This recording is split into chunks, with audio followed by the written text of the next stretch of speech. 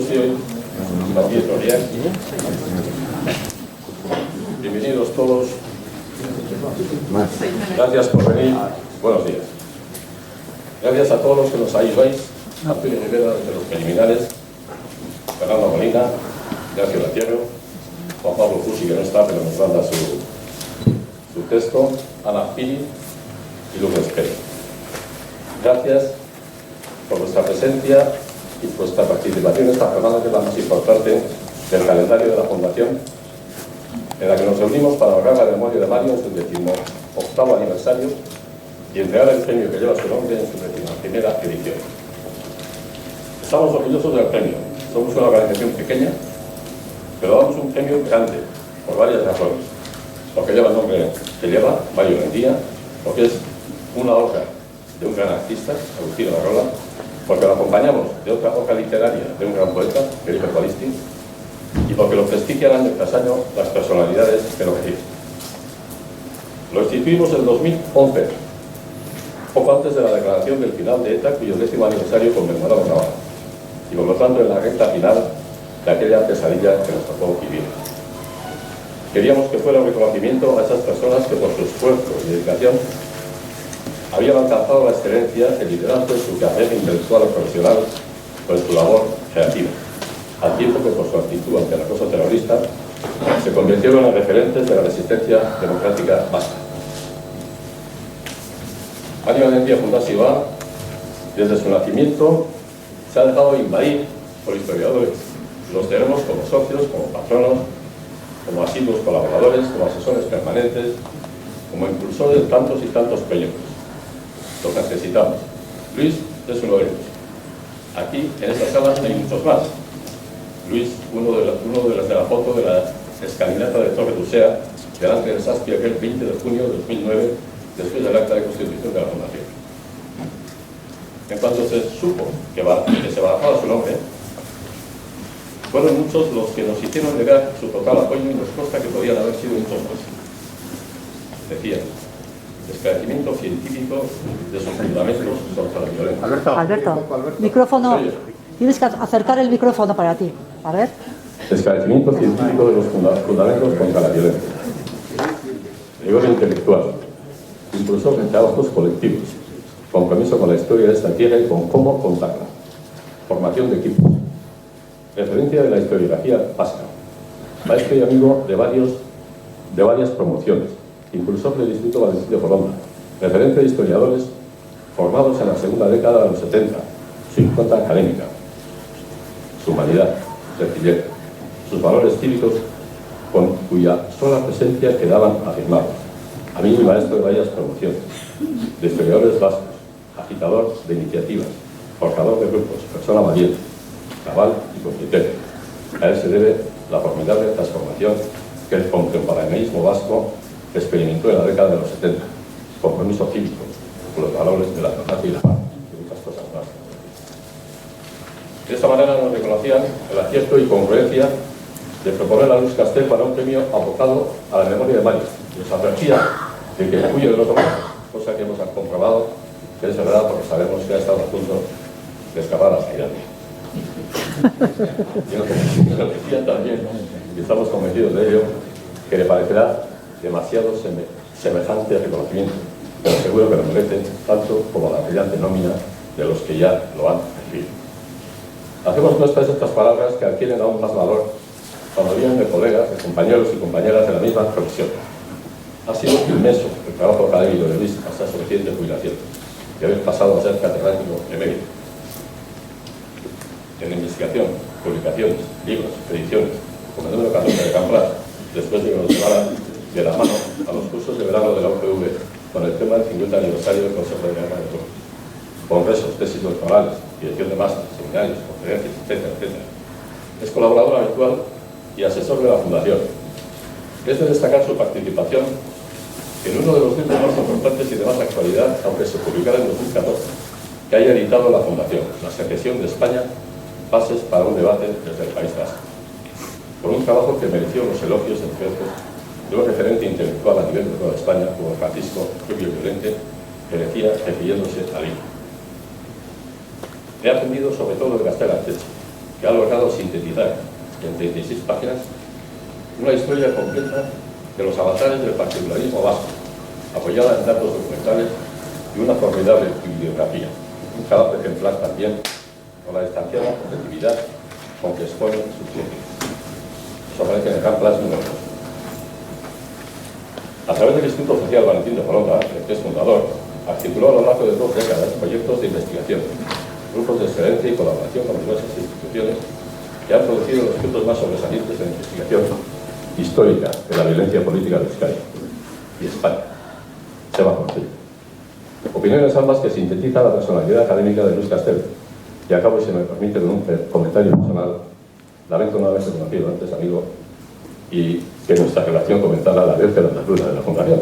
Para muchos y muchas de los aquí presentes, ha sido profesor y seguro que también maestro. Para mí, como lo primero no ha sido posible, me quedo con lo de maestro, que sí es posible. La Academia Luis, merecido premio, soy yo.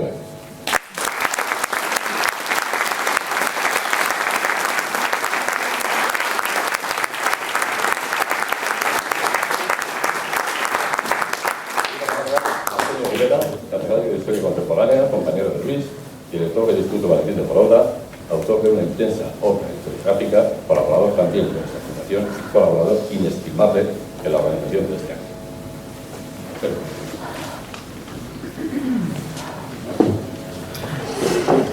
Bueno, buenos días y muchas gracias a todas y todos por vuestra presencia hoy en este magnífico acto. Como veis, me lo he traído por escrito la improvisación de hoy para no extendernos, porque somos muchos los llamados y a las dos tenemos que desalojar el tema. Quería deciros lo siguiente: un ciclista solitario como es Luis Castells abominará sin duda de que alguien como yo reconozca en él el mérito de haber demostrado un liderazgo blando, pero tengo la convicción de que ha sido así.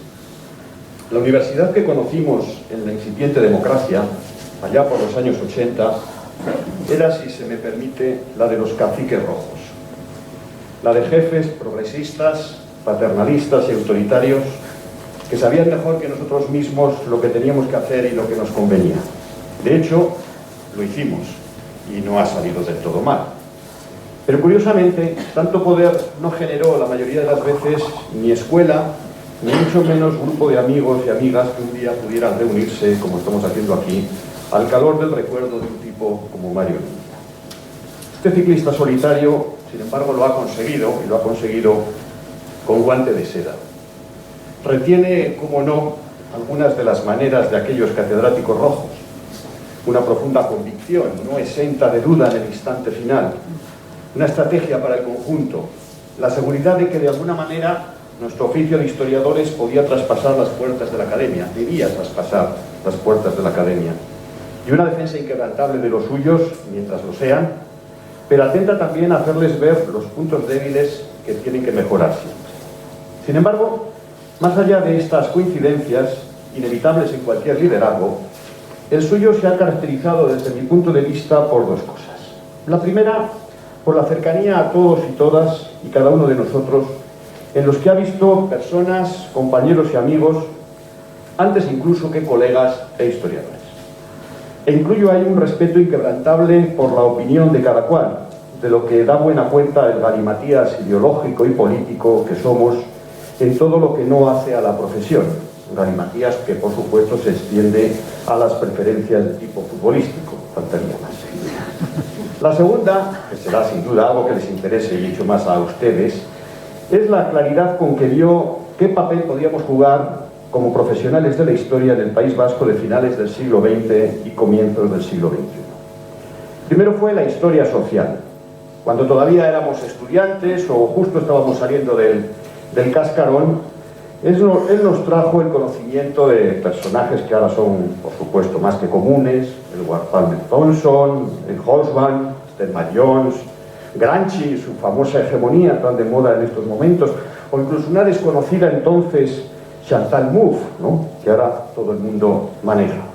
Nos previno a la vez de un marxismo tosco, mecanicista y presuntuosamente científico, acercándonos ideas entonces ya en boga, como aquello de la experiencia performativa. Nos enseñó a reconocernos en una historia social clásica que justo en esos momentos estaba dejando de serlo, y todos contribuimos precisamente a ello. No desdeñó otras corrientes importantes, la historia social de la política, la historia cultural, aunque sí las modas pasajeras y los redescubrimientos del Mediterráneo, se llamen como se llamen. Con todo, también se ocupó de giros culturales o locales, aunque sin perder la cordura con tanto baile intelectual. A mitad de camino nos propuso un invento que tras 25 años es una realidad lozana y robusta, sostén compartido de muchas convicciones y fantasma de muchos contrarios y hasta enemigos que nos honran con su condición. Ladran, luego cabalgamos.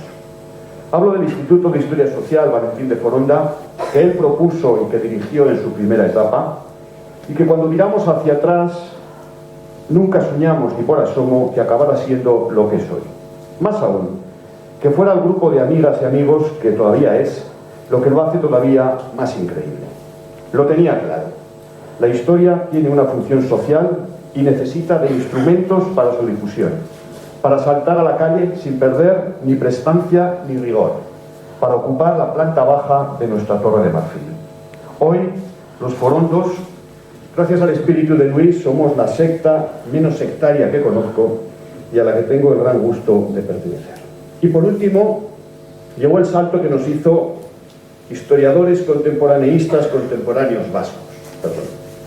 ETA declinaba, todavía en el primer decenio del presente siglo, y Luis se anticipó a invitarnos a participar activamente de la tarea que reclamaba aquella víctima al preguntarse y al preguntarnos quién escribirá nuestro pasado. Ha sido, está siendo, un ejercicio profesional extraordinario. Primero por lo que supone de compromiso cívico con el presente y el lugar en que a uno le ha tocado vivir. Segundo, por todas las preguntas que como historiadores nos hemos hecho, nos seguimos haciendo, por todas las prevenciones por seguir buscando la verdad o lo más cercano a la misma, aunque en un momento dado no fuera la que más convenía a aquellos con quienes comprometíamos nuestro oficio, las víctimas del terrorismo. Ha sido una prueba deontológica extraordinaria de la que de momento creo que hemos salido indemnes, a pesar de sus muchos riesgos, y por eso es que ladran tanto sin poder mordernos. Eso también lo aprendimos de él, ir buscando el objetivo, pero con las prisas justas y necesarias, solo con esas. Y ahí están sus muchos frutos. De aquel informe de Foronda a los 3 gruesos volúmenes de esa historia y memoria del terrorismo en el País Vasco, por citar solo un par de títulos fundamentales. Termino, creo que en su humildad enfermiza, en su enfermiza humildad, este ciclista solitario argumentará dentro de unos minutos que este es un premio colectivo, coral, a un grupo más que a una persona. Vuelve a tener razón en alguna medida, pero ese grupo al que se enorgullece de pertenecer es así principalmente y sobre todo gracias a lo que hemos aprendido de él, y no lo vamos a olvidar nunca. Muchas gracias, Luis. Hasta siempre.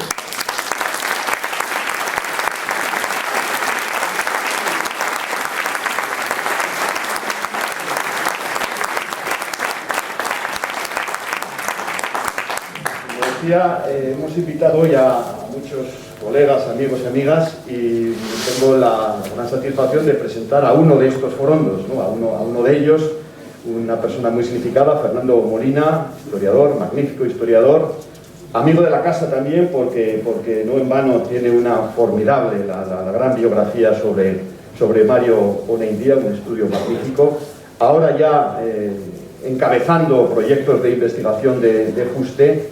Y bueno, sin duda alguna, pues alguien que nos va a hablar del merecimiento que hoy nos trae esta reunión. Fernando, adelante.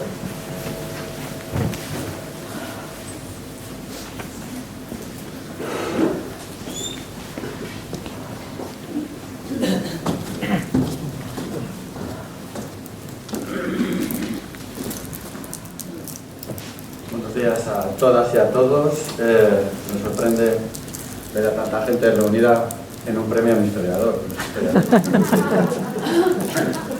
Ni los historiadores ni las historiadoras nos podemos sorprender así, especialmente capacidades de convocatoria pública, por lo tanto, bueno, algún sentido tiene que tener esto, algún sentido tiene que tener que se dé un premio a un ciclista solitario que lleva el nombre de un indio Sirius.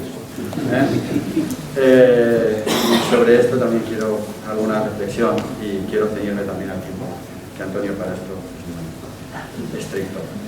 Yo, si algún sentido puede tener, si algún sentido, sí, me da la impresión de que se va a meter en la mascarilla, pero bueno, realmente tengo una mascarilla, pero tampoco pasaría nada.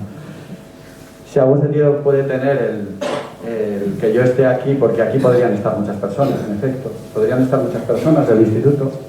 Podría estar Rafael, que está por aquí, José Antonio, podría estar Chema, podría estar tanta gente.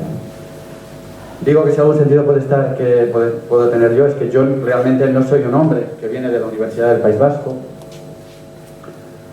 Y entrar en una universidad en la que no te has formado no es tan fácil, y desde luego no era tan fácil en la España de los años 90, de principios del siglo, quizá ahora lo sea un poco más, aunque tampoco excesivamente. Por lo tanto, yo llegué de Santiago de Compostela, canalizado por Chema Portillo, a quien había visto en Reno, con quien me había encontrado en Reno, por lo tanto, pues bueno, estas historias de la vida del mundo globalizado. Y vine de Santiago de Compostela y me encontré a un hombre llamado Luis Castells, a quien no conocía, solo lo conocía por lecturas, que es el mismo Luis Castells que tengo hoy día y que tengo aquí enfrente, ¿no? Una persona generosa, atenta, comunitaria, facilitadora y extremadamente igualadora e igualitarista. Nunca por encima, siempre un punto por debajo. Creo que Antonio lo ha definido perfectamente y por lo tanto ya vais a ver que muchas nos vamos a repetir en muchas cosas. Un hombre de grupo, un líder incapaz de ejercer otro liderazgo que no sea el que él mismo ejerce en su carisma humano, en el modelo que él va proporcionando cada día. Puso en marcha el Instituto Valentín de Foronda, al que me honro en pertenecer. No lo hizo solo, ahí estaban tantos otros colegas, ahí están tantos colegas que están aquí con nosotros. Luis nunca, tengo la sensación de que ha hecho nada solo, es un hombre que camina y ayuda a caminar a otros. El Foronda, dedicado a la historia social, derivó luego, en efecto, como ha comentado Antonio, a estudios más de historia cultural sobre el nacionalismo y el regionalismo, y ha arribado en este siglo al análisis de la violencia y del terrorismo. En estos momentos, el Instituto de Historia Social Valentín de Foronda, el Instituto Universitario de Historia Social Valentín de Foronda, es un nombre hiperlado, se ha convertido en auténtico dique académico, científico e intelectual contra la desmemoria y contra el olvido, contra eso que el propio Luis ya definió hace unos años como el particular síndrome de Vichy que aqueja a este país, al País Vasco. En torno a este propósito, el de analizar lo que nos pasó y cómo lo estamos recordando, nos hemos ubicado una buena parte de sus miembros bajo su magisterio. Porque desde luego, y ya lo ha dicho Antonio en el inicio de su intervención, hay una escuela. O sea, es de las pocas personas que probablemente ha sido capaz de generar una escuela en la Universidad del País Vasco y en el conjunto de la Universidad Española. En ese marco, Luis ha reflexionado sobre historiografía, en el marco del Foronda, y en el marco histórico de esta última etapa del siglo, este principio del siglo, primer tercio ya del siglo. Luis ha reflexionado sobre historiografía, ejercicio de la historia y práctica de la historia, violencia y víctimas. Quiero citar algunas palabras que son suyas. A pesar de que no corren buenos tiempos para el compromiso, hay una necesidad de que el historiador se vincule con la defensa de los principios básicos del sistema democrático y extraiga de la historia las enseñanzas correspondientes. Esta idea tiene, todo lo que estoy citando son palabras suyas. Esta idea expresada desde el País Vasco tiene una evidente proyección en la cuestión de las víctimas, el terrorismo y la función del historiador a la hora de contribuir a establecer una memoria que las reivindique. En una sociedad que se pretenda democrática, las víctimas, en este caso las víctimas de ETA, deben ser una prioridad moral. El deber de recordar solo tiene sentido si va unido al deber de conocer, al deber de buscar la verdad. Es la historia la herramienta más útil para explicar y analizar los contextos en los cuales se hizo posible que el terror pudiera hacerse fuerte y que las víctimas vivieran desamparadas por la sociedad y desentrañar los mecanismos que hicieron que esto fuera posible. La indiferencia, la falta de afecto en la que se ha movido durante muchos años la comunidad de perseguidos por ETA y por su entorno, arroja una responsabilidad moral sobre la sociedad vasca. Ante esta incómoda evidencia, se está socializando en el País Vasco un relato placebo que enmascara este abandono en favor de una interpretación que subraya el todos hemos sido cómplices y por tanto culpables de la situación vivida. Esta dilución de las responsabilidades busca o genera aquello que denunciaba Hannah Arendt, de exculpar en gran medida a los que realmente eran culpables. Donde todos son culpables, nadie lo es. Frente a esta narrativa, no está de más recordar que durante los años de vigencia del terrorismo en el País Vasco ha habido resistentes que han hecho frente a ETA, algunos de los cuales lo han pagado con su vida. Bueno, estas son palabras de Luis Castells. Pero Luis Castells recibe un premio que lleva el nombre de Mario Nendía. Entonces, estas son las palabras del ciclista solitario, pero falta el Indio Sirius. Porque el Indio Sirius le da sentido. La cuestión, dice Mario Nendía, es que seamos capaces de empezar a encontrar el hilo de Ariadna que permita que no nos perdamos entre tanta vuelta y tanta trampa, en que la realidad a veces parece un espejismo y los espejos se nos antojan reales, de forma que los de abajo parece que están arriba y los de arriba simulan estar abajo. No es fácil distinguir quién es el indio marginado y el coronel genocida del 7º de caballería. Quienes detentan el poder se disfrazan de marginados, a veces con plumas y todo, y les roban hasta su lenguaje, y los marginados deambulan perdidos como si tuvieran todo el peso de las culpas de la historia. Los verdugos se presentan como seres sufrientes, y las víctimas temen molestar las buenas conciencias. Las palabras significan a menudo todo lo contrario de lo que aparece en el diccionario, como si alguien hubiera decidido que las lenguas no son para entenderse, sino solo para ocultar la realidad. Y solo contamos con un hilo posible para orientarnos, el estudio del lenguaje que utilizan unos y otros. Al estudio de este lenguaje se ha dedicado Luis en estos años. De hecho, Mario, posteriormente, después de esta frase, habla de las pistas que nos están dejando los valiosos escritos que están publicando profesores de la Universidad del País Vasco. Entre esos profesores quiero encontrar, y creo que está, Luis Castells. Y termino con un último párrafo de Mario Nendía. Las víctimas, sobre todo las fuerzas de orden público y los militares, han sido quienes han defendido nuestros derechos, interponiendo sus cuerpos entre las bombas asesinas y nosotros, y nuestros derechos. Solo del reconocimiento de ese sacrificio, como en Grecia, podremos construir entre todos una democracia fuerte y vigorosa por la que merezca la pena morir, porque merece la pena vivir. Bueno, lo que tenía claro Mario, creo que en función de las palabras que he leído de Luis, creo que también lo tenía claro Luis, por lo tanto creo que hay una lógica aplastante en que Luis Castells reciba hoy el premio Mario Nendía. Y nada más. Muchas gracias.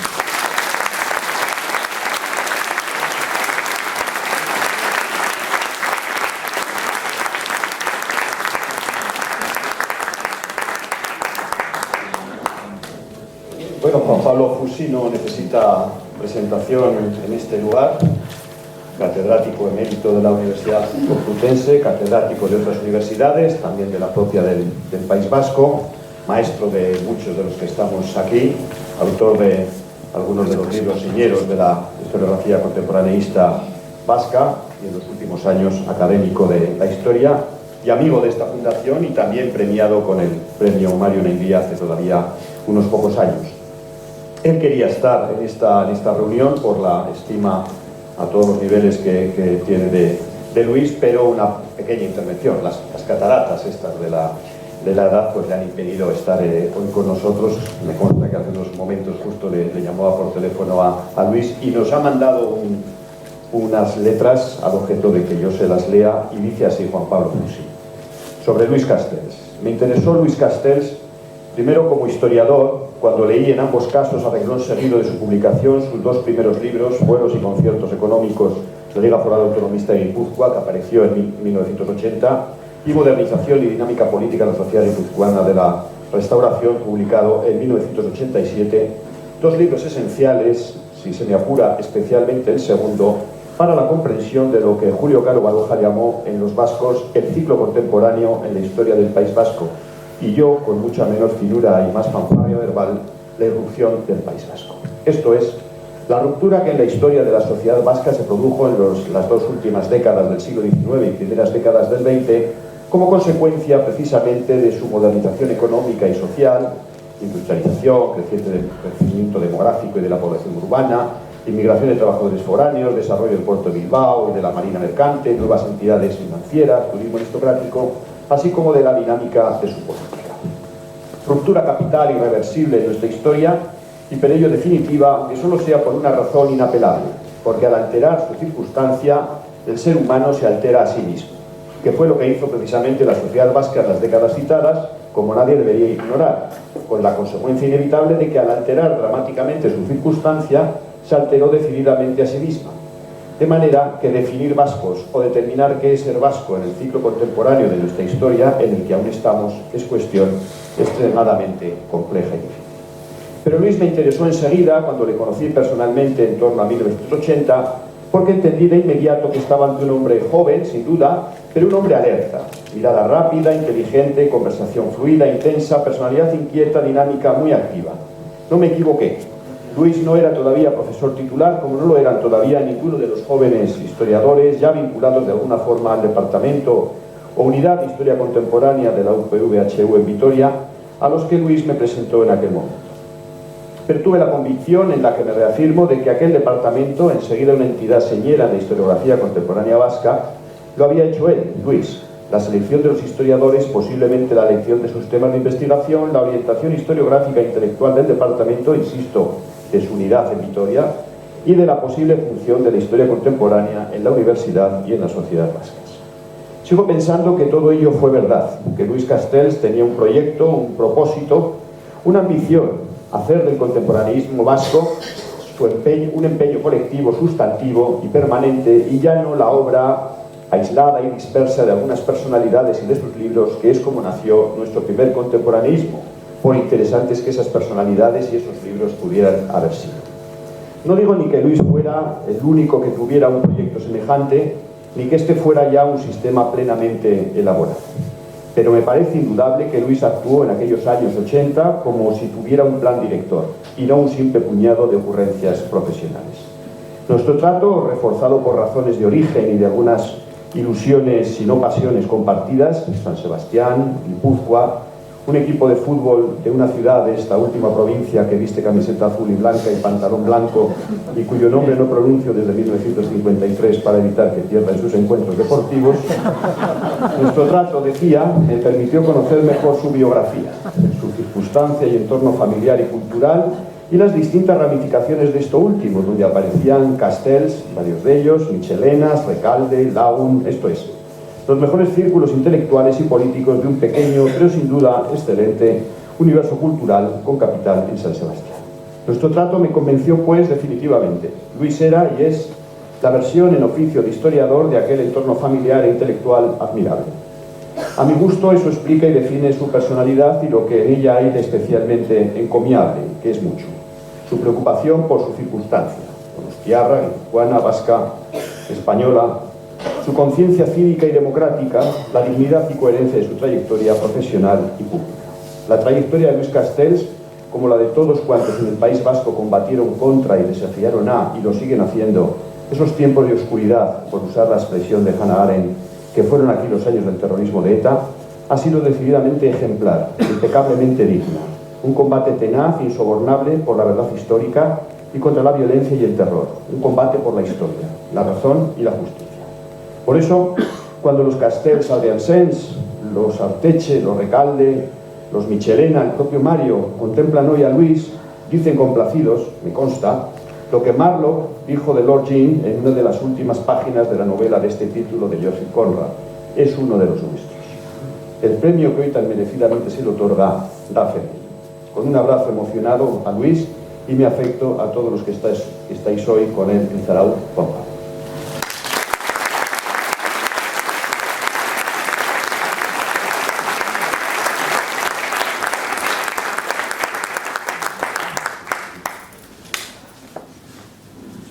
Ignacio Latiero es una de las personalidades representativas de aquella San Sebastián antifranquista.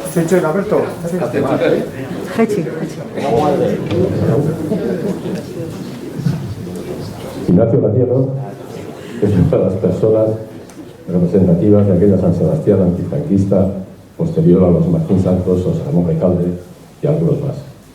De largo, de toda la vida, ha conocido a Luis desde su juventud y han vivido en muchos aspectos vidas paralelas. Gracias.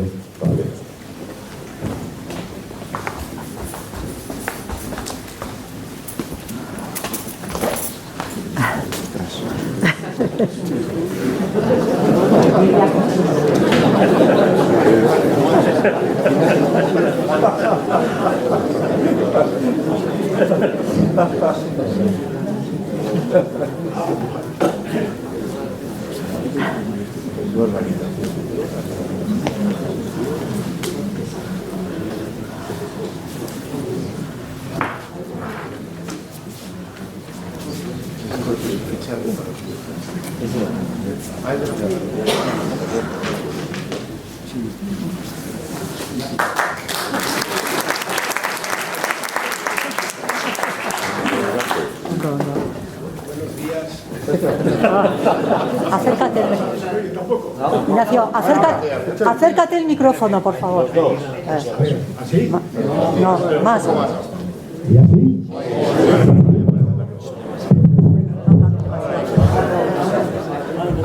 No. Bueno, a ver. Yo además tengo la mala costumbre de improvisar cuando hablo últimamente, y sabía lo que quería decir, sabía lo que quería transmitirle, sobre todo a Luis, pero no sé si voy a ser capaz, sabe bien, hablar de lo más próximo, no suele ser lo que mejor se nos da. Porque ya las hemos escuchado y lo seguiremos escuchando, las virtudes públicas. Bueno,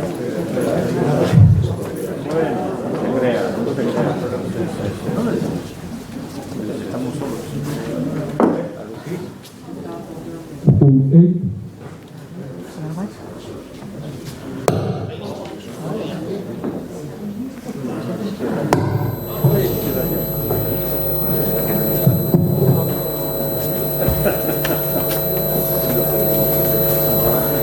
Sí, ahora. No, decía que de las virtudes públicas de Luis Castells ya han hablado quienes me antecedían, y seguro que van a insistir y subrayar quienes me seguirán, pero también ellos desde el primer momento han destacado y han subrayado lo que podemos llamar sus virtudes privadas, de aquello que seguramente es de lo que me tocaría hablar a mí, que tanto tiempo hemos compartido, tantas historias, tantas experiencias, y además me he dado cuenta de que ni siquiera puedo permitirme el lujo de hablar como el mayor, el anciano, que se dirige a más joven, haciendo abuso de su experiencia, y, en fin, algo que a lo largo del tiempo yo lo he hecho demasiadas veces con Luis. Digo que ya no lo podría hacer porque me doy cuenta que casi me ha alcanzado. No va a ser posible. Y, como digo, no soy capaz de expresar demasiado todo aquello que yo querría decir sobre lo buen hombre que es Luis, ¿no? Al final, detrás de ello es la base, el sostén sobre el que se construye su figura pública, su capacidad de liderazgo, su capacidad de formar equipos, como quienes me han antecedido al señalar. Yo creo que lo más importante que voy a hacer yo hoy aquí es traer unos pocos nombres que me parece imprescindible que hoy se citen, que hoy estén presentes. Primero está con nosotros Yaso, seguro que, aunque no lo exprese, más satisfecho todavía que yo de este reconocimiento y este homenaje a la figura de también José Ramón Recalde y María Teresa Castells. Por cierto, un poquito de premio Mario Naindía ya tenía Luis antes, porque en la librería Lago tuvimos el honor de ser reconocidos con este premio hace unos años, y Luis, muy joven, en sus inicios, pero formó parte también de quienes construimos esa librería que ha tenido otra historia, pero al margen de eso creo que estará de acuerdo Luis conmigo que las figuras de Luis, de San Ramón y de María Teresa, San Ramón, maestro socrático, sin dudas, como a él mismo le gustaría ser calificado, creo que deben estar hoy aquí. Y creo que también las figuras de sus padres, de don Miguel Castela de Ansens y de Isabel Arteche. De don Miguel Castells, que nos enseñó liberalismo, que nos enseñó aprecio por la libertad y que fue capaz además también de ejercerlo, creo que hoy merecen la pena. Poco más, pero como algo tengo que decir de política, no sería yo. En estas fechas en las que no sé muy bien qué conmemoramos, pero algo del 10º aniversario del final o de la declaración de final, y dando el premio Mario Neidía, creo que es bueno recordar, sobre todo cuando echamos la mirada a aquellos años tenebrosos de finales de los 70, finales de los 80, de que algo que nos ayudó y nos ayudó considerablemente a mantener la esperanza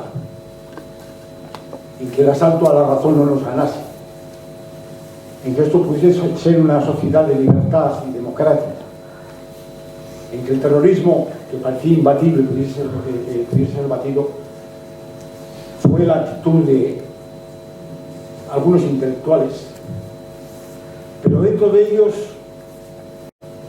yo creo que la existencia en varias generaciones, en diversas generaciones, de un grupo de historiadores, de toda una serie de historiadores que nos enseñaron a mirar la realidad tal como era, y sobre todo que nos enseñaron a comprometernos en la transformación de esa realidad y en hacerla habitable. Entre ellos, y de manera destacada, estaba Luis Castells, ha estado Luis Castells, así lo han reconocido sus colegas, pero creo que él estará de acuerdo en que, junto con él, cuya capacidad de liderazgo todos destacamos, debemos reconocer ese esfuerzo intelectual que nos ayudó a sostenernos en tiempos verdaderamente peligrosos. Gracias, Luis. Enhorabuena.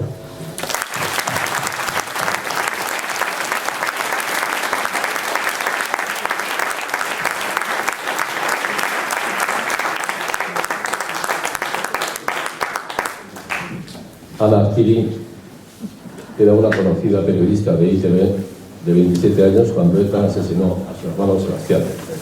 Fue una de tantas y tantas víctimas que, además del sufrimiento y el dolor que le causaron, tuvo que padecer el desprecio y el abandono de amigos y conocidos. Luis la cita en sus trabajos de investigación.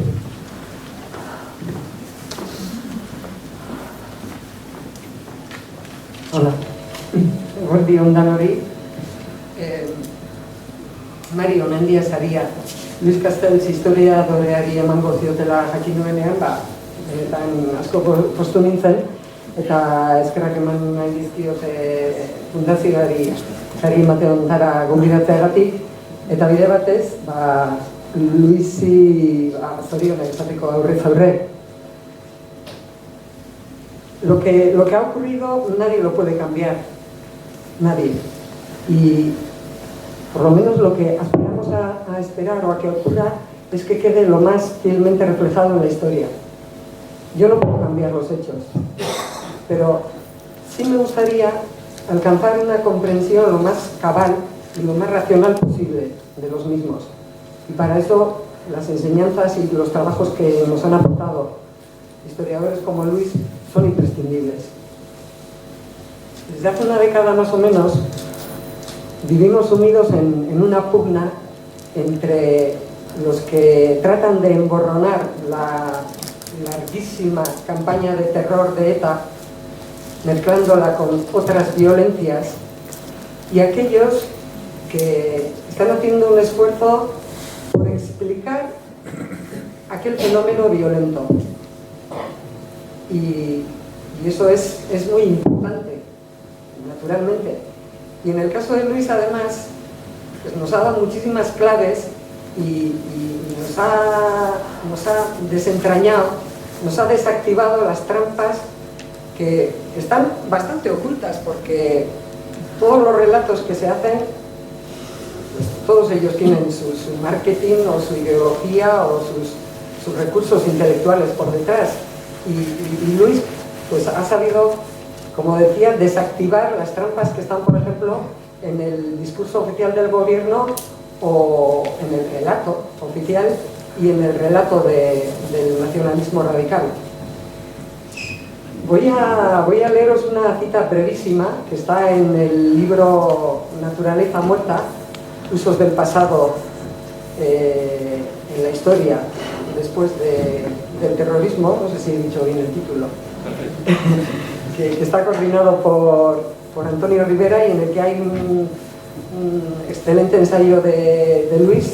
Y la cita es esta, que como os digo, abre el libro. La historia no es un frígido museo, es la trampa secreta de la que estamos hechos, el tiempo. En el hoy están los ayeres. Escrito por Jorge Luis Borges en 1968. Yo me identifico mucho más con esta visión que expresa esa expresión, en el hoy están los ayeres, que en esas otras palabras que se están empleando tanto y para referirse a este tiempo del postterrorismo que vivimos, se refieren a él como el nuevo tiempo. Durante estos últimos años me han dicho cosas como: yo jamás discutiría con una víctima. Jamás discutiría con una víctima. Que es una frase que te deja cancelada automáticamente. O me han dicho aquello de: olvídalo, aquello ya pasó, en referencia al asesinato de mi hermana. Incluso te lo dicen sin mala intención, pero claro, ahí hay un substrato, una manera de ver y analizar lo que ha ocurrido en las actuaciones de unos y de otros con las que no estoy en absoluto de acuerdo. Por eso es importante todo lo que están haciendo historiadores, y lo que han hecho historiadores como Luis Castells, para tratar de desvelar el significado político de las víctimas del terrorismo, para que no se queden como un despojo de ese paisaje desolado después de años de terror, de violencia. Es importantísimo porque para mí desde luego es una ayuda, porque con todos esos trabajos y esas reflexiones pues tengo una guía para el conocimiento y os diré más, incluso para la supervivencia, porque entiendes o te mareas, te confundes, historia o proza. Yo me quedo con la historia. Muchísimas gracias, Luis, a ti y a tus colegas del Instituto de Historia Social Valentín de Foronda por haber recogido la palabra y la voz de las víctimas del terrorismo. Y Esther,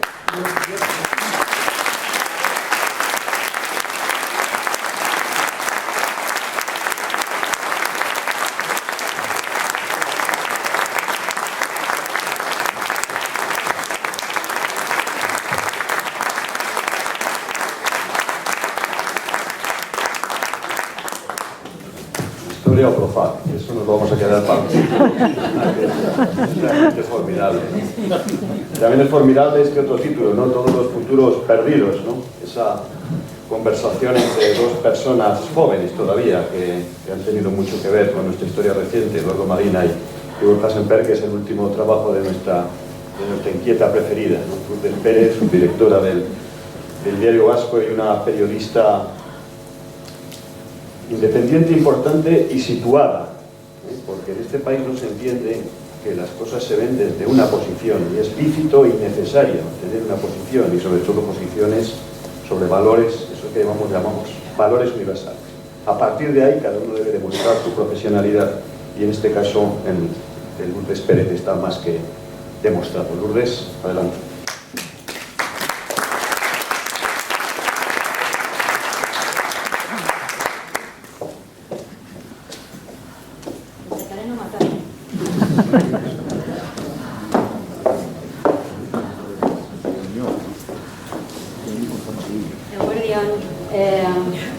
Muchísimas gracias.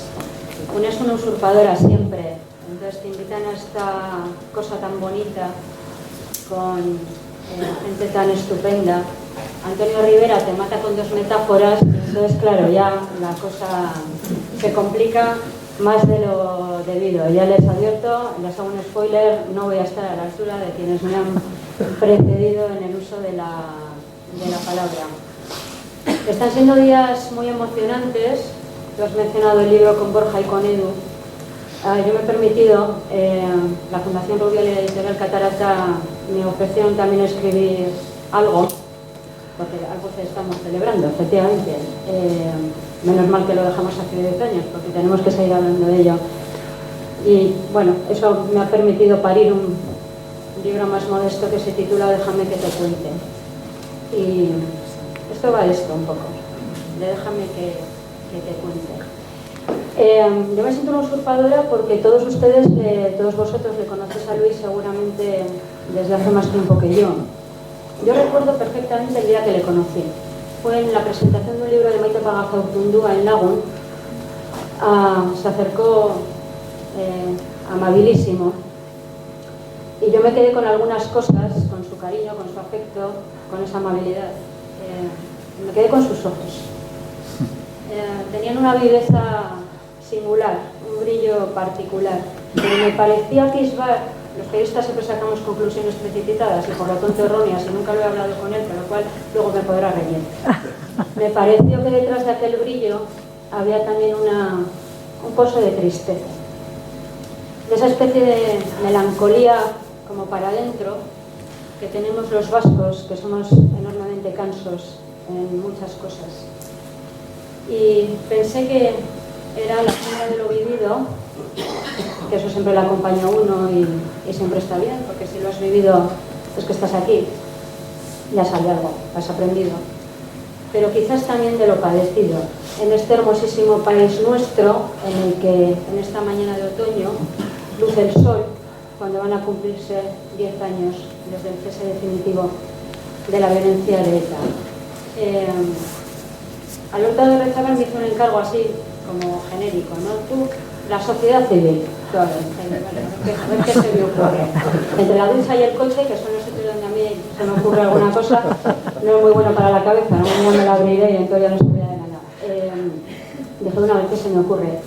Y venía yo pensando que los periodistas somos un poco los historiadores de lo inmediato, aunque parezca un oxímoron. Es un elogio, Luis. Yo entenderé que tú no lo interpretes así, no como está mi oficio, lo entenderé perfectamente. Pero nosotros pretendemos ser un poco eso, e intentar, con éxito desigual, todo hay que decirlo, ser lo más rigurosos posible, o cuando menos mantener una transacción honesta entre lo que vemos y lo que contamos. Esto va de contar cosas. Luis Castells ha tenido una vida consagrada, diría, a 2 palabras muy grandes, la libertad y la verdad.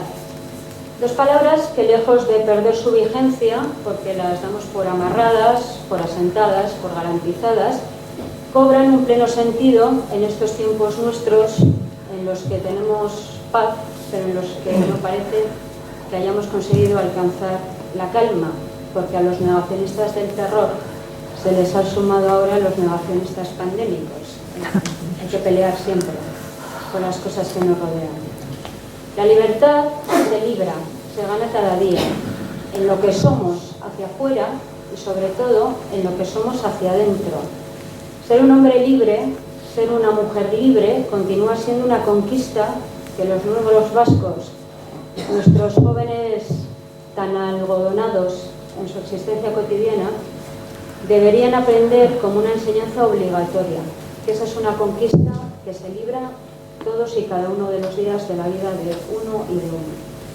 Y luego está la verdad, esa que corre aún hoy el riesgo de fenecer, de marchitarse, consumida en el lugar común de la batalla del relato, de los relatos. Yo soy también muy cansada con esto, salgámonos de ahí. Porque lo importante no es el relato de los relatos, que yo tengo el mío y seguramente no coincidirá con el de ninguno de los presentes. Lo importante en este país nuestro sigue siendo la verdad. la verdad de lo que nos pasó. Y eso tampoco es tan complicado de discernir. La verdad se reduce a que nadie, ningún ser humano, tiene el derecho a arrogarse por la fuerza el derecho a arrebatarle la vida a otro ser humano. Luis Castells hace historia, y cójanme ustedes el término en su sentido polisémico. Y hace historia aquí y hoy, 10 años después, en su ejercicio y en su deber de hacer verdad.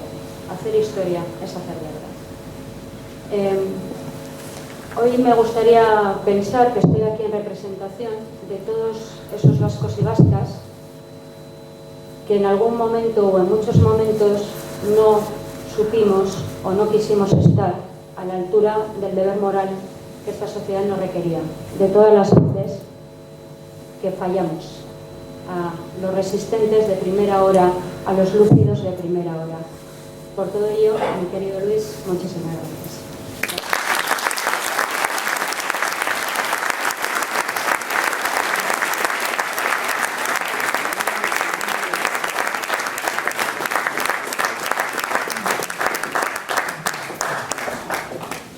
Felipe Juaristik eta Juan Unamunok Luisi eskainitako poema irakurriko dute.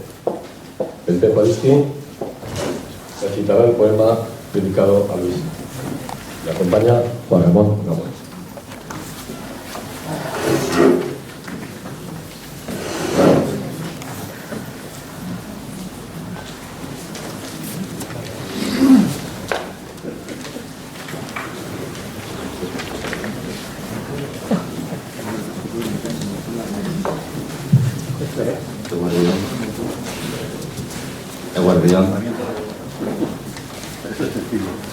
Me gusta mucho eso del ciclista solitario, Pantani, el Tarango, Yapuchi, grandes gestas.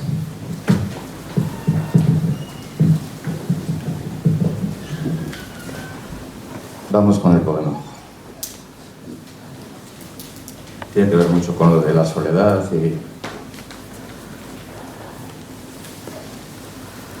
soledad es la soledad. Estar solo significa ser más que uno, o por lo menos ser más que dos. Y dos es el número que más interesa. A veces estar solo significa que en uno convive una multitud.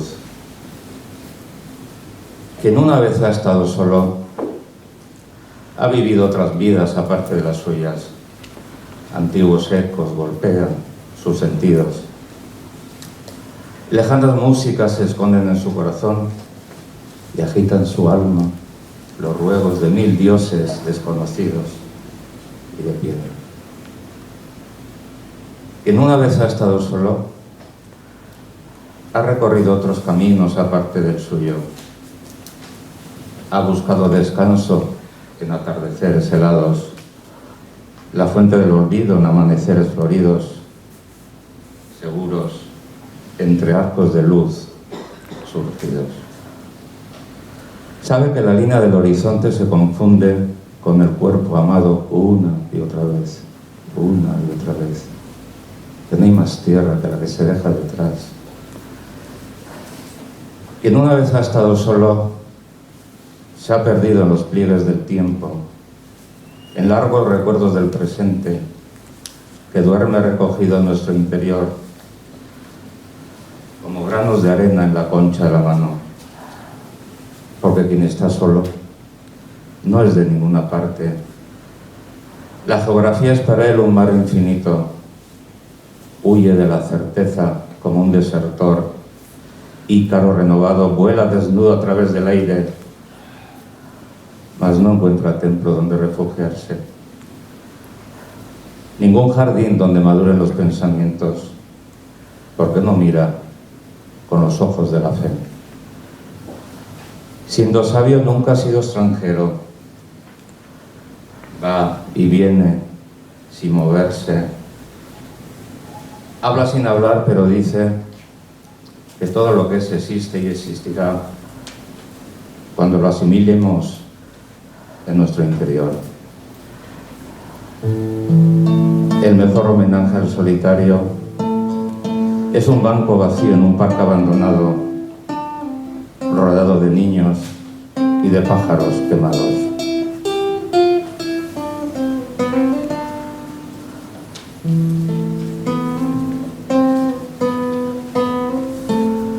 Bat izatea baino gehiago da bakarrik egotea.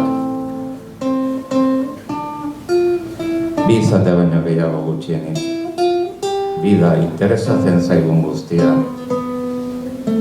Eta batzuetan bakarrik egoteak esan nahi du, batean bizi direla multzoak. Noizbait bakarrik egon denak, bereaz gain bizi izan ditu beste bizitzak. Aspaldiko oihartzunek hartua diote ezaguera, urrutiko musika, eskutatzen diraren bihotzean, arima lauzotzen diote milaka, jainko ez ezagun eta arrizkoren otoizek. Noizbait bakarrik egon denak, bereaz gain ibili izan ditu beste bideak, atsedena bilatu izan du ilunabarri zoztuetan, ahantziaren iturria goizal baloretsuetan, seguruak, argizko uztaien artean ernalduak. Badaki, zeru erzaren lerroa nahastu egiten dela, gorpuz behin eta berriro maitatu izanarekin. Ez dagoela beste lurrik, atzean geratu dena baino. Noizbait bakarrik egon dena, galdu izan da denboraren azpilduretan, denbora orainaren oroizapen luze urezkoan, gure baitan dagoena bildurik eta lo, ondarraleak esku puzkuilu batean bezala. Zeren, bakarri dagoena ez baita inondar, geografia zaio itxaso ordokiz betean. Iesi doa ziurtasunetik, desertore gisa. Ikaro berritua, airean barrena biluzik egan, baina babestuko luken tenplurik aurkizenez, pensamendua gorri zen diren lore baratzerik ez. Ez baitu federen begiez zo egiten. Jakitu nahi izanik inoiz ez da sentitu arroz, joan eta horri dagil, inora mugitu gabe. Iz egiten du izi gabe baina esanez, den guztia badela, eta izango dela, norbera barruan daramanean. Bakarri dagonaren zako oroitarririk edarrena, parke abandonatutako banku utza, umez, eta txori erraustu zinguraturik.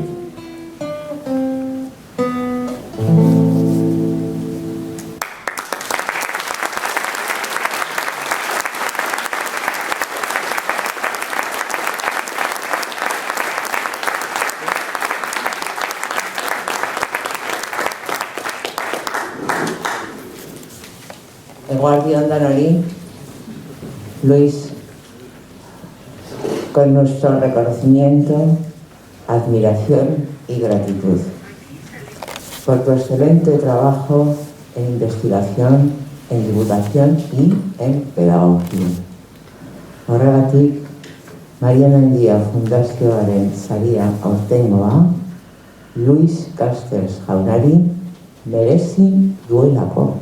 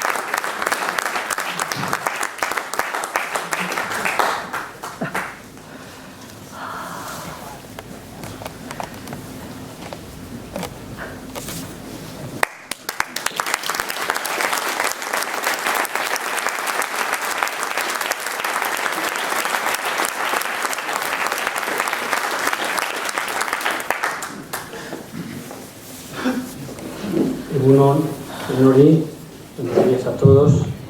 ¿Se me oye bien? Sí. Bueno, primero de todo, muchísimas gracias a todos y todas que estéis aquí. Tengo una representación estupenda de exalumnos. Siempre les decía, cuando venía a clase, hombre, estaría tan bueno, no sé por qué venís. Efectivamente, yo no hubiera venido, estaría en la playa o tomando vinos con Alberto, que es una persona magnífica. Y por lo tanto, pues, mi agradecimiento es extraordinario, no lo podéis imaginar.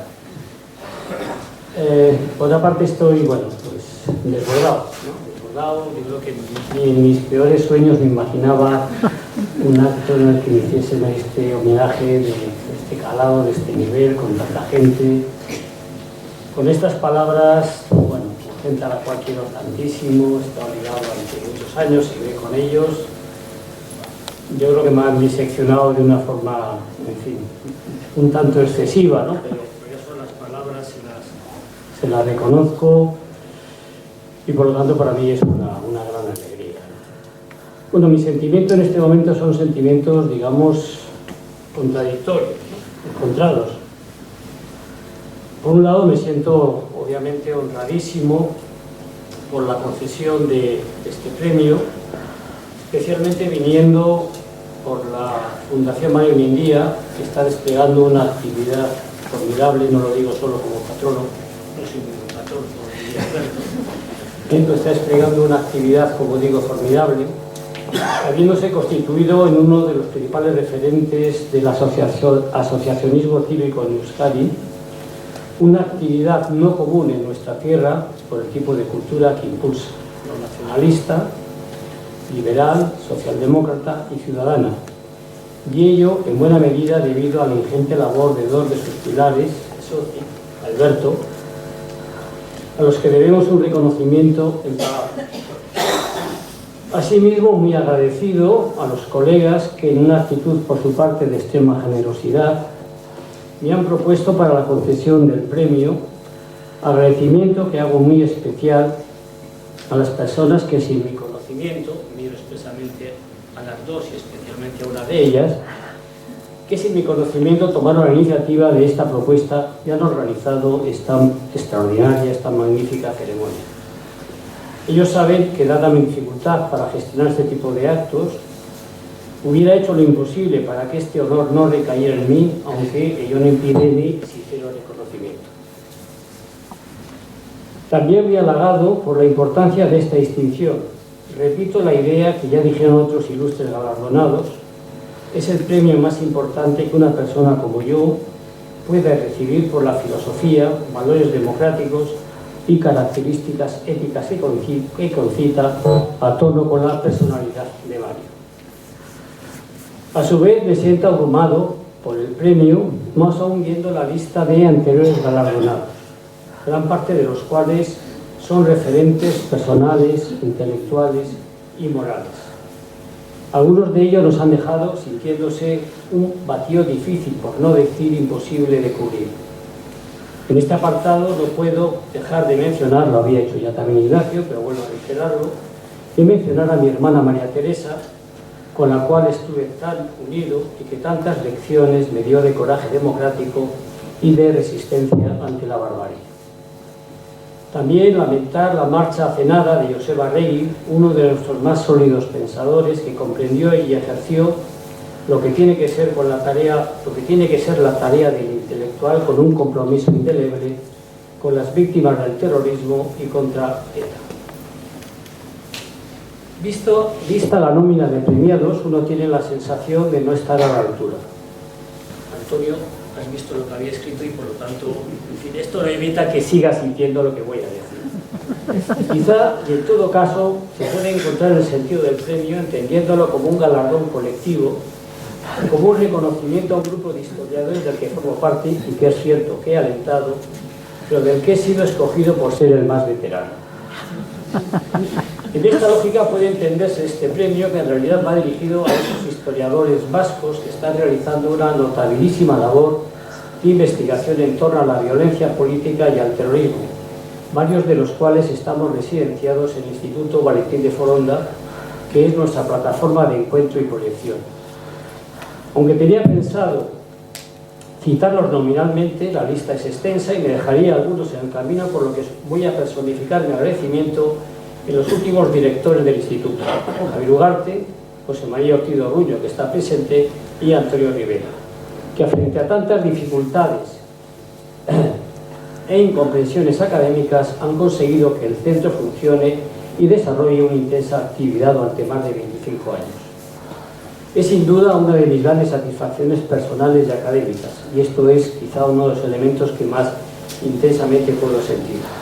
Estar rodeado de grandes historiadores y excelentes personas, de los que aprendo, me aprovecho, enfatizo de sus conocimientos y me congratulo, también enfatizo, congratulo de su amistad. Aunque de distintas generaciones, este es un aspecto que lo hablaba hacía un rato cuando hablaba con Juan Pablo Fusi, aunque de distintas generaciones somos un colectivo de historiadores alejados de la tentación adanista de considerar que todo nace con nosotros. Por el contrario, somos deudores, lo decía también Ignacio, de lo que suele denominarse, o yo denomino, la generación del 45, los Fusi, Elorza, Corcuera, Solozábal, grandes historiadores, que empezaron a publicar desde mediados de los 70 pioneros trabajos, erigiéndose en un espejo en el que mirarnos. Ellos nos pusieron una senda que nosotros hemos seguido, incidiendo sobre todo, también se ha comentado aquí, pero para mí es efectivamente un aspecto que quisiera resaltar, como digo, incidiendo sobre todo en un doble compromiso que seguro que a Mario, si estuviera aquí, le complacería. Compromiso con la profesión del historiador y compromiso con la sociedad. El compromiso, y aquí también, en fin, las cosas que estoy diciendo están ya dichas casi todas, pero bueno, espero no aburrirles en exceso. El compromiso con la historia supone asumir una responsabilidad y una ética profesional por la que el historiador debe ponerse al servicio de las ideas de verdad y objetividad, sabiendo que, como decía un ilustre colega, Peter Novich, su alcance es un noble sueño, algo difícil de lograr, pero que debe, en cualquier caso, constituirse en una intención en el eje que guíe nuestro trabajo. Pero también, y aunque pueda resultar contradictoria con esta primera aspiración, compromiso con la sociedad, con nuestro presente, con el objetivo de contribuir desde el rigor historiográfico a crear comunidades más democráticas, asentadas en criterios de ciudadanía y en la que todas y todos se sientan iguales y no discriminados. En este punto participo de la idea de que la historia nos proporciona referentes morales que nos son útiles y que deben ser sacados a flote para dejar que nos aleccionen y nos enseñen.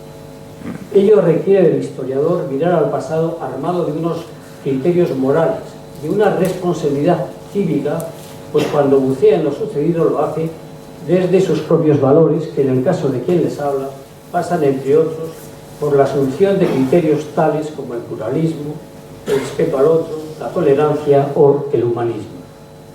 A partir de estos supuestos es como el pasado se puede convertir en un principio de acción para el presente. Asimismo, cuando se repasa la lista de premiados, hay un implícito reconocimiento de la entidad de la historia, pues en esa reputada relación hay dos insignes historiadores, Juan Pablo Fusi y Mari Carmen Iglesias, al margen de quien les habla. Ello, a mi modo de ver, se debe fundamentalmente a la indudable proyección pública, diría incluso que política, que tiene la historia, al hecho de que, querámoslo o no, pasado y presente interactúan, de manera que la historia, los relatos históricos, inciden en nuestra sociedad, ayudan a configurarla y a dotarla de unas determinadas características. Y es que toda sociedad necesita del recuerdo, de lo que ha sido, pues no en vano la historia es una necesidad social y ningún asunto humano escapa a su contemplación.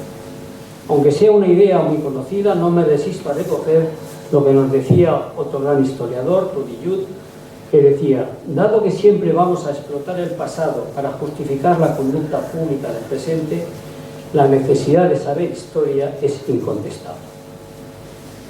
Ahora bien, esa rememoración del pasado a través de la historiografía, esa conveniencia de historizar el presente, se hace más necesaria cuando se trata de revisar pasados violentos o traumáticos, como puede ser nuestro caso.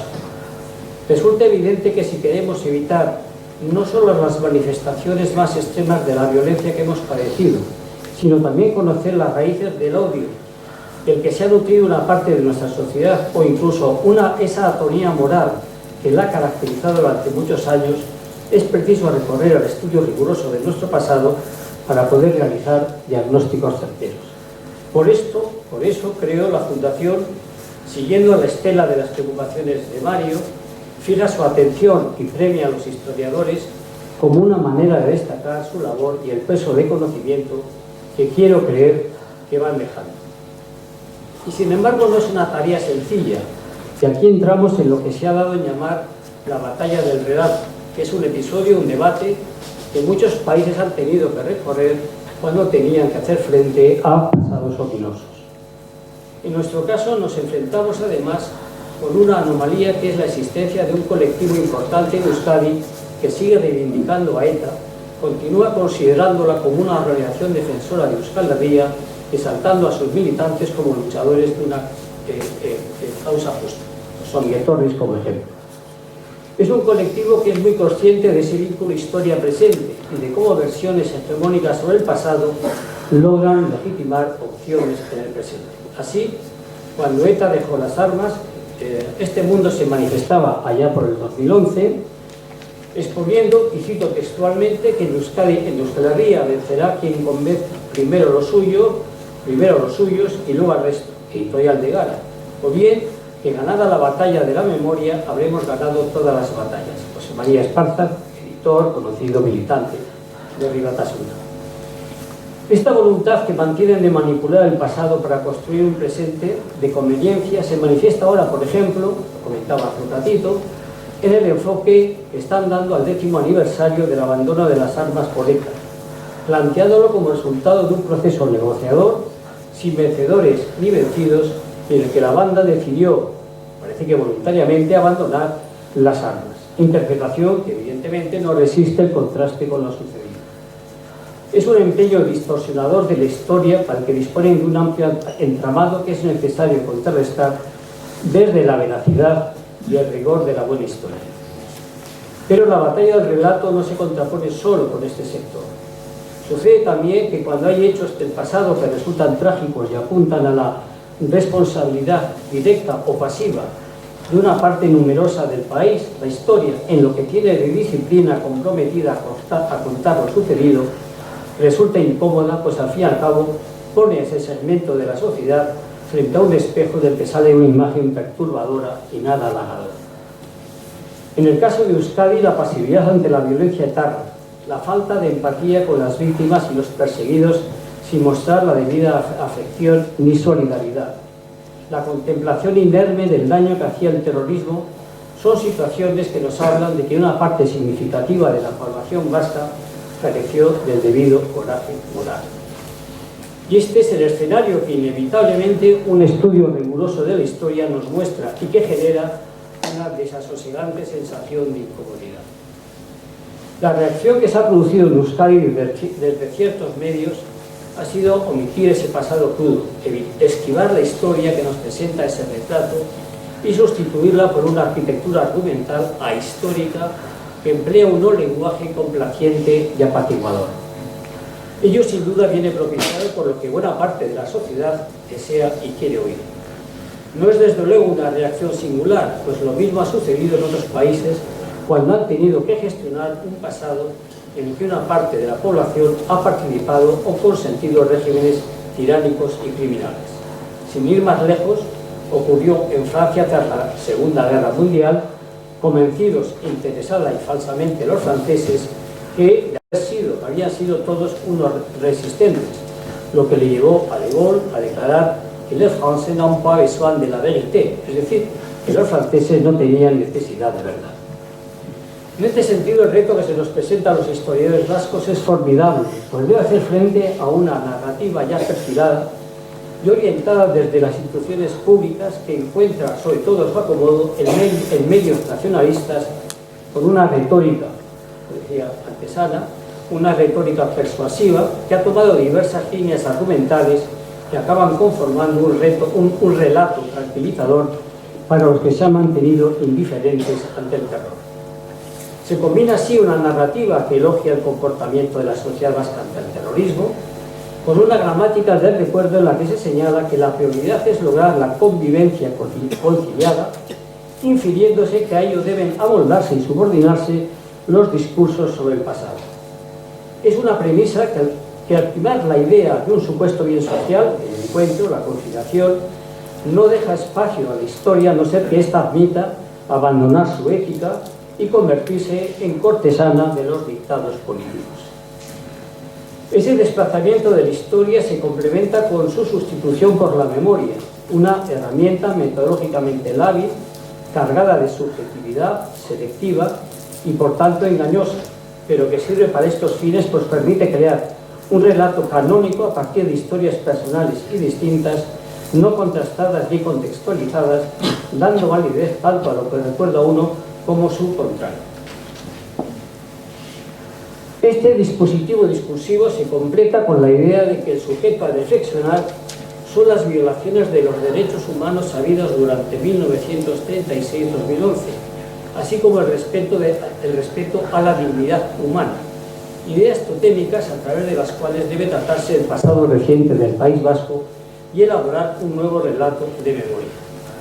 Son conceptos paraguas que permiten incluir situaciones muy distintas y que de alguna forma acaban por señalar que violencia y conculcación de derechos humanos ha habido en ETA, sí, se dice abiertamente, pero también por parte del Estado y sus representantes. Al final, por este camino, se llega a la conclusión de que todos hemos sufrido, todos somos culpables, todos debemos hacer autocrítica, esto tengo razones personales, de suerte que la culpa aparece repartida. Unos matan, sí, pero los otros torturan. De esta manera, recogiendo lo que ya decía Antonio, se cumpliría la máxima que nos dejara Arendt y que tantas veces repetimos de donde todos son culpables, nadie lo es. En suma, un camino evasivo que elude señalar la responsabilidad que le corresponde a ETA como principal causante del mal. De hecho, voy a recoger lo que decía Arendt textualmente, hablando de la Alemania de la posguerra. Dice Arendt: el grito de todos somos culpables, que de entrada sonaba muy noble y tentador, en realidad solo ha servido para exculpar en gran medida a los que realmente eran culpables. Frente a todo ello, solo cabe insistir en que las salidas en falso, las reconciliaciones impostadas basadas en relatos amoldados al gusto social, no son, como nos recordaba en su momento Primo Levi, operativas, y si se actúa así, el pasado traumático, como una suerte de fantasma, acaba de nuevo asomando. Por eso es necesario contemplar el pasado desde el rigor, con toda su crudeza y atendiendo a los contextos, lo cual nos ha de permitir entender lo sucedido en toda su dimensión. No basta con una mirada compasiva o moral, hoy en día tan en boga, en la que solo aparezca el sufrimiento de las víctimas, sino que es preciso también saber quiénes fueron esas víctimas, las razones políticas por las que resultaron escogidas y las intenciones de los terroristas. No caer, en suma, en lo que denunciaba un famoso pensador, historiador también, Svetan Todorov, de construir víctimas pasivas, nombres sin relato histórico, sin contexto, de las que no importa conocer quiénes las asesinaron y por qué y lo que estos pretendían. Se trata, por tanto, de atender el sufrimiento de las víctimas, sí, obviamente, pero asimismo la carga política que había detrás de su asesinato, hurgar en los perpetradores, la ideología que les nutría y los mecanismos que empleaban para socializar el temor y condicionar a las gentes.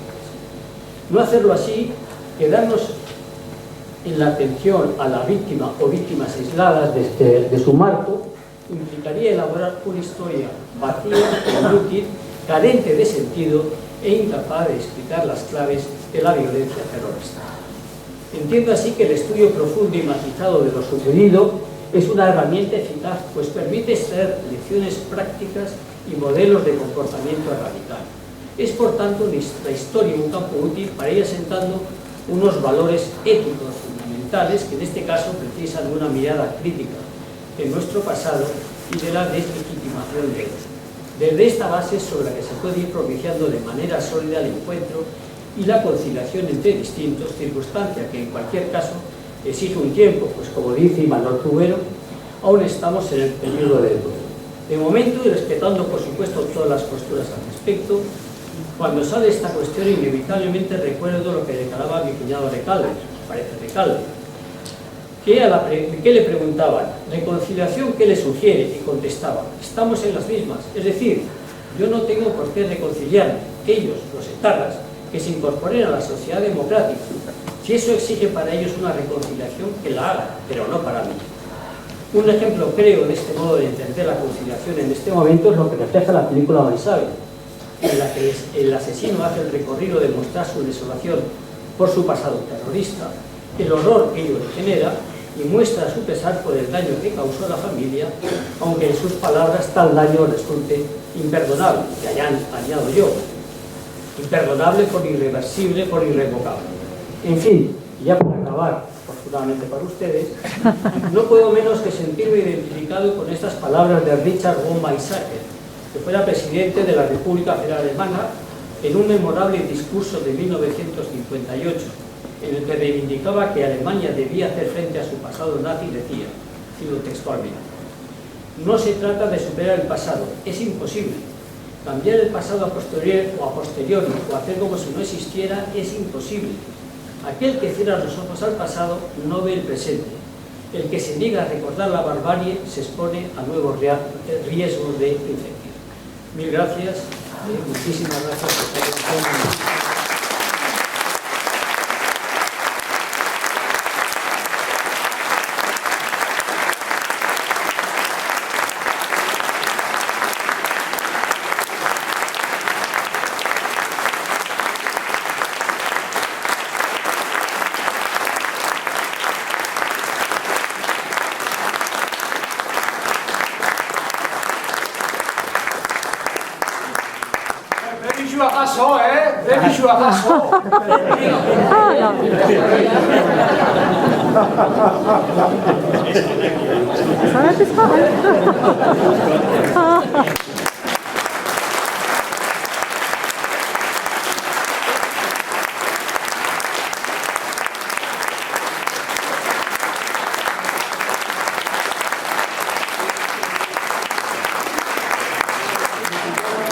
El médico aquí presente me ha recomendado hacer ejercicios de fuerza que no me hacen falta pistas. Con levantar esto un par de veces al día me voy a poner hecho un gato.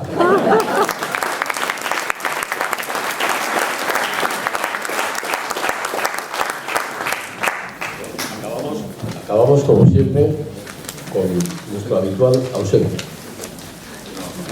¿No?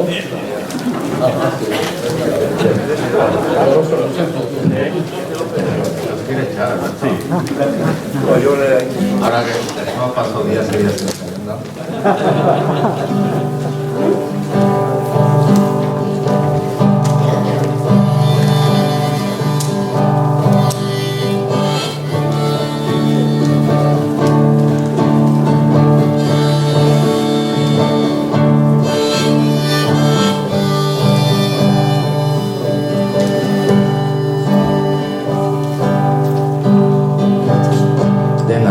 Desirak bere baitan.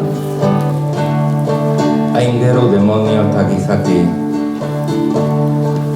kimera, utopia, nahi eta metzak, isiltasuna uzten duen barrean. Iturri garbitik sortzen den hitza maitaleen ibilera lasaia. Elkarren gandik urruti zeudela, uste izan zutenen beso luzea.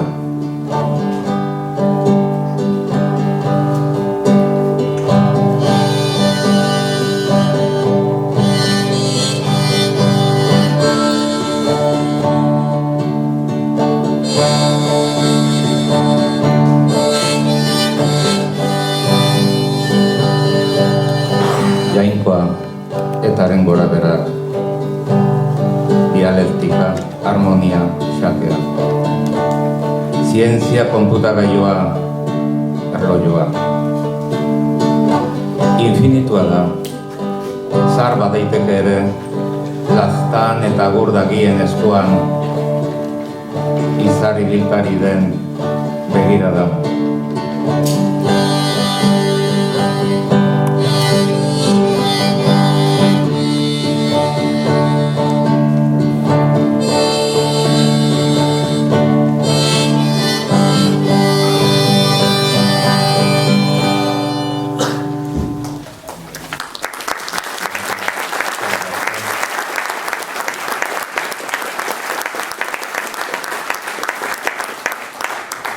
Y antes de ausencia el último tema,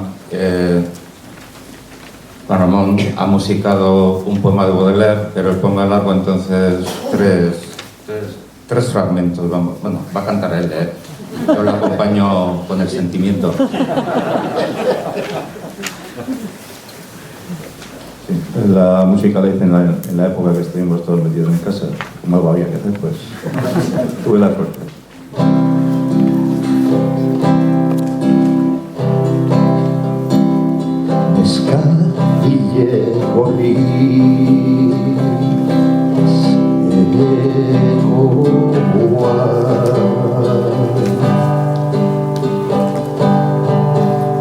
Su loca cosita soñé como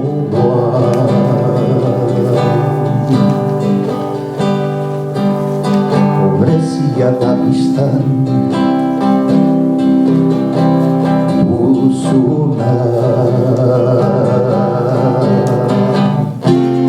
eta edertasuna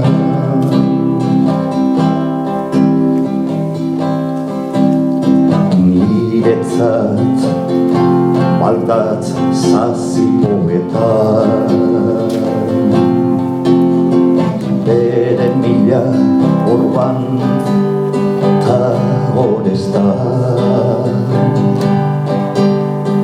zure gorputzak gazte gaixoa badu zerbait goxoa mila gazteago bioxago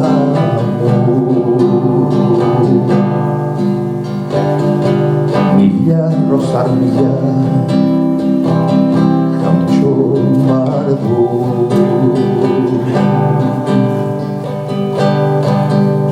al verse la tanguera dadila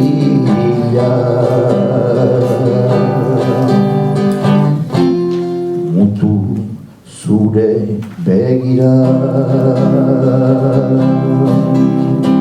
bitxigabe zoaz aparte ez perfume ta ez diamante bilustasuna da zure perla ene argal ederra neska hile gorri zegoa zuloka josita soñekoa pobrezia da pista duzuna eta edertasuna. ¡Bravo!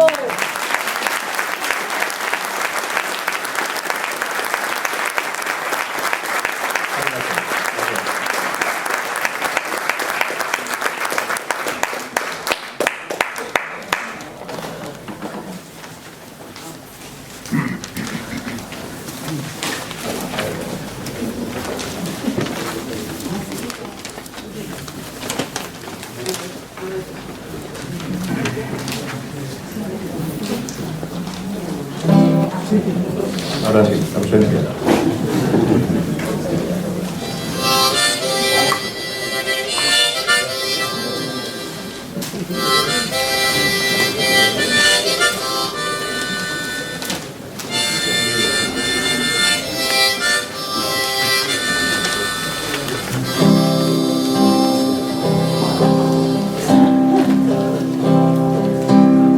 Quedarse y con quedar partir sin alma y con alma ajena, oír la dulce voz de una sirena y no poder del árbol desasirse, arder como la vela y consumirse.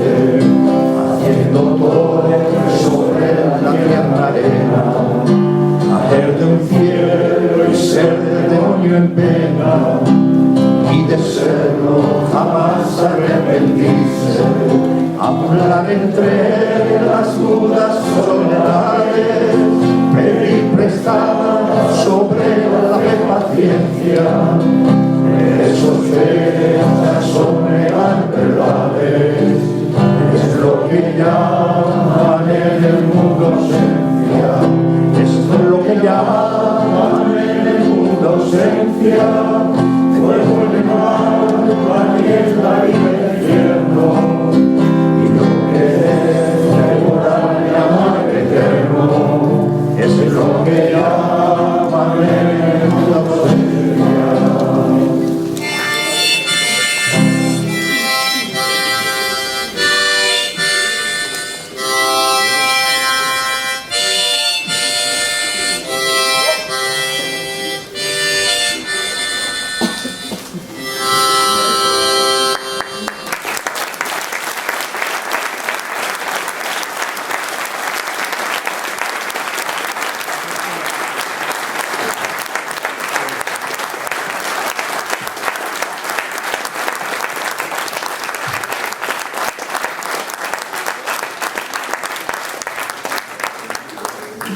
Bueno, mil esker de Godín, gracias a todos, ha sido un acto emocionante.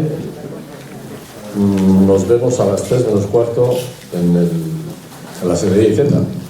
Como os he dicho antes, los que sabéis llegar y los que no, voy a preguntar.